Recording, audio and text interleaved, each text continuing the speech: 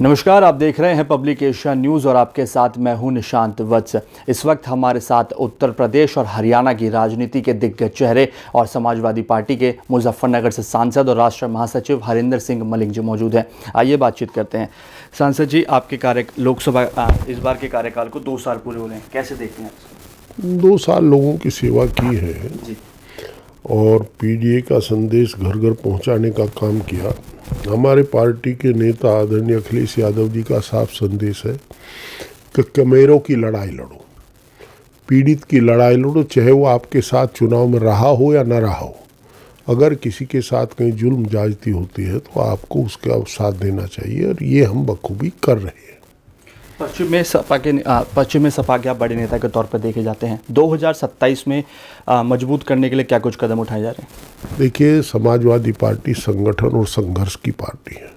हमारी पार्टी में केवल एक नेता है, आदरणीय अखिलेश यादव जी, और सब हम पश्चिम के लोग बराबर के नेता, सब कार्यकर्ता हैं। जिसको जो दायित्व पार्टी ने दे दिया उसका निर्वाह कर रहा है। पार्टी ने मुझे मेंबर पार्लियामेंट बना दिया तो मैं मेंबर पार्लियामेंट का निर्वाह कर रहा हूँ। जो नहीं बने वो भी सम्मानित है, वो बड़े हैं। और हम लोग बराबर, मैंने जैसे कहा कि समाजवादी पार्टी संघर्ष और संगठन की पार्टी है, जनता के लिए संघर्षरत है और संगठन मजबूत है हमारा। SIR में भी प्रहरी बन करके काम कर रहे हैं और निश्चित रूप से पश्चिम में आपके बड़े उत्साहवर्धक नतीजे आएंगे और हम सरकार बनाने में पश्चिम का उत्तर प्रदेश में बड़ा सहयोग होगा। 29 मार्च को राष्ट्रीय अध्यक्ष अखिलेश यादव की एक बड़ी रैली दादरी में आयोजित है, इसको लेकर क्या कहेंगे? क्या ये 2027 के चुनाव का बिगुल है? देखिए, रैली जो है वो ऐतिहासिक होगी, बहुत बड़ी रैली होगी।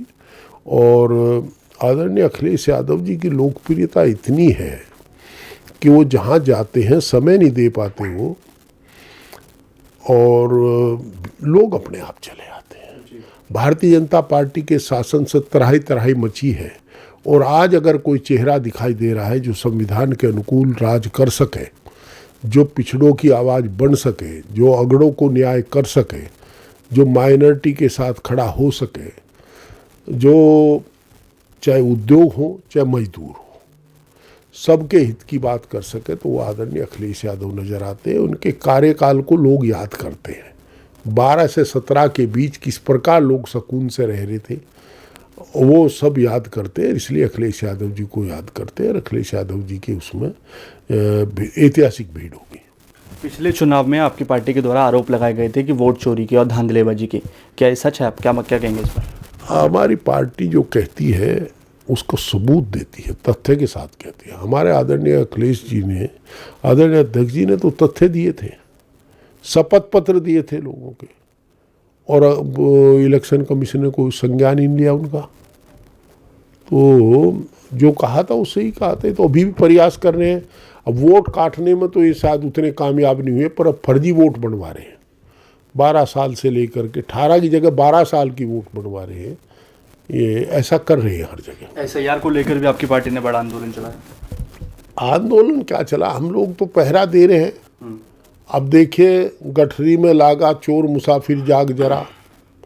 अब हम लोग मुसाफिर हैं राजनीति के, हम जाग रहे हैं, लोगों को जगा रहे हैं। हम तो बता रहे हैं कि आपके यहाँ चोर आ रहे हैं।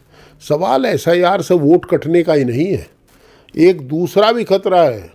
ये SIR से वोट काटेंगे, योगी जी डिटेंशन सेंटर बना रहे हैं, जिनके वोट कटेंगे वो डिटेंशन सेंटर में रहेंगे। कल उनकी संपत्ति भी सरकार की हो जाएगी, उनकी नागरिकता खत्म हो जाएगी।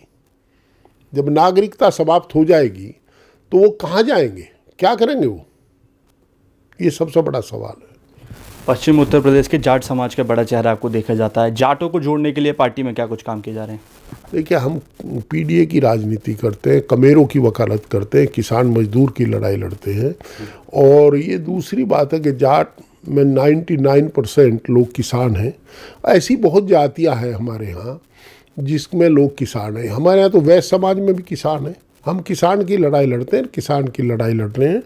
और जो भी होगा, कमेरों की लड़ाई लड़ते हुए सबको बराबर साथ लेकर के चलने का काम करते हैं। हमारी पार्टी जाति, धर्म, क्षेत्र, रंग, लिंग का विभेद नहीं करती। आपकी एक लंबी यात्रा कांग्रेस में भी रही है, कांग्रेस का क्या कुछ देखने हैं बार? गठबंधन में चुनाव लड़ा जाएगा या फिर कैसे? देखिए, गठबंधन में लड़ा जाएगा, काहे लड़ा जाएगा, ये निर्णय राष्ट्रीय नेतृत्व करेगा, आदरणीय अध्यक्ष जी निर्णय करेंगे। राष्ट्रीय महासचिव हैं आप पार्टी में, तो 2027 को लेकर क्या समीकरण है? 2027 में हम चुनाव जीत रहे हैं और जिस दिन नतीजे घोषित होंगे तो आप बधाई देने आओगे, आदरणीय अखिलेश जी मुख्यमंत्री बनेंगे। बंगाल में चुनाव है, बंगाल को लेकर क्या है? बंगाल में चुनाव, देखिए 2 चुनाव है, एक चीफ मिनिस्टर का चुनाव है, एक चुनाव लोकतंत्र जिंदा रहेगा या नहीं रहेगा। एक तरफ तो सरकार सब अस्त्र शस्त्र इस्तेमाल कर रहे हैं लोकतंत्र की हत्या करने के लिए, केवल ममता जी को हटाने के लिए ये बंगाल पर कब्जा करना चाहते हैं।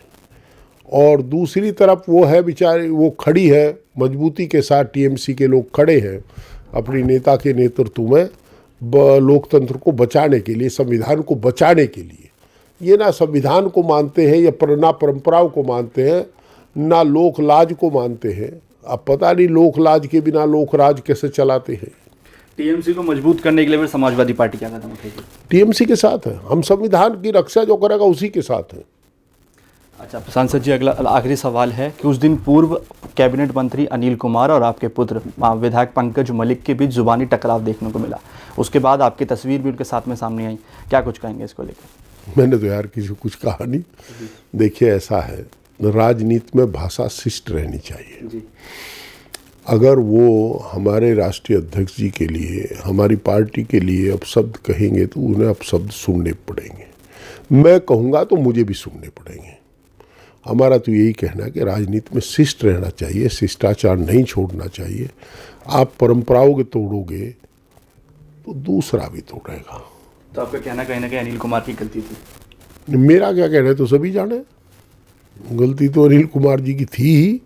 तो सुना आपने, थे हमारे साथ राष्ट्रीय समाजवादी पार्टी के राष्ट्रीय महासचिव और मुजफ्फरनगर से सांसद हरेंद्र मलिक जी।